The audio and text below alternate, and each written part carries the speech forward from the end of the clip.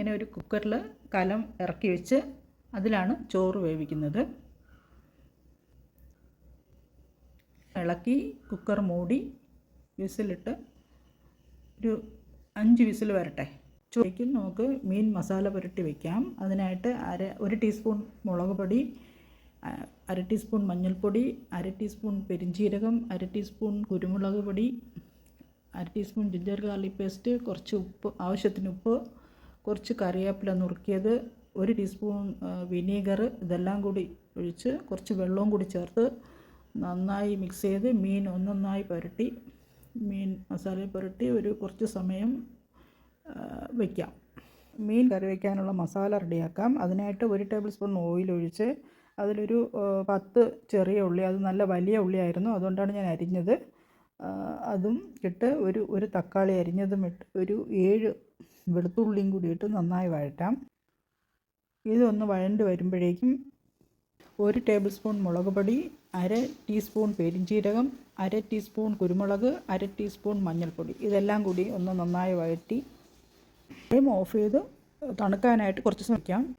മീൻ fry ചെയ്തെടുക്കാം. അതിനായിട്ട് ഒരു പാൻ അടുപ്പത്ത് വെച്ച് പാൻ ചൂടാവുമ്പോൾ ഓയിൽ ചൂടാവുമ്പോൾ മീൻ അത്രയും നിരത്തി കുറച്ച് കരിവേപ്പിലയും പിച്ചിട്ട് ഫ്രൈ ചെയ്യാൻ വയ്ക്കാം. നമുക്ക് തോരൻ വയ്ക്കാം. അതിനായിട്ട് പാൻ ചൂടാവുമ്പോൾ പാനിൽ ഒരു 1/2 ടീസ്പൂൺ കടുകിട്ട് കുറച്ച് കരിവേപ്പിലയും കൂടി പിച്ചിട്ട്, തോരത്തിനായിട്ട് ഞാൻ അമരയ്ക്കാണ് എടുത്തിട്ടുള്ളത്, 2 സവാളയും 2 പച്ചമുളകും കൂടി അരിഞ്ഞ് അത് ഇട്ട് വഴറ്റാം.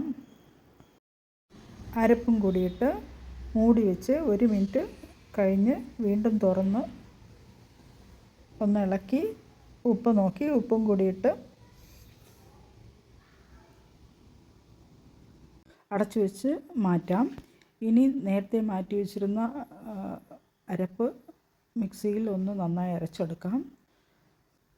അതിനുശേഷം ഒരു ചട്ടി അടുപ്പത്ത് വെച്ച് ചട്ടി ചൂടാകുമ്പോൾ അതിൽ ഒരു പിഞ്ച് ഉലുവ ഇട്ട്, ഉലുവ പൊട്ടുമ്പോൾ അരച്ച് വെച്ച മസാലയും ഇട്ട് ജാറ് കഴുകിയ വെള്ളവും കൂടി ഒഴിച്ച് പുളിയും പൊഴിഞ്ഞൊഴിച്ച് ആവശ്യത്തിന് ഉപ്പും ഇട്ട് 1 മുരിങ്ങയ്ക്ക അരിഞ്ഞിട്ട് 2 പച്ചമുളകും കീറിയിട്ട്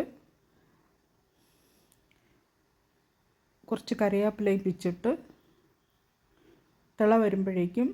നന്നായി തിളച്ച് വരുമ്പോഴേക്കും മീൻ ഇട്ട് കൊടുക്കാം.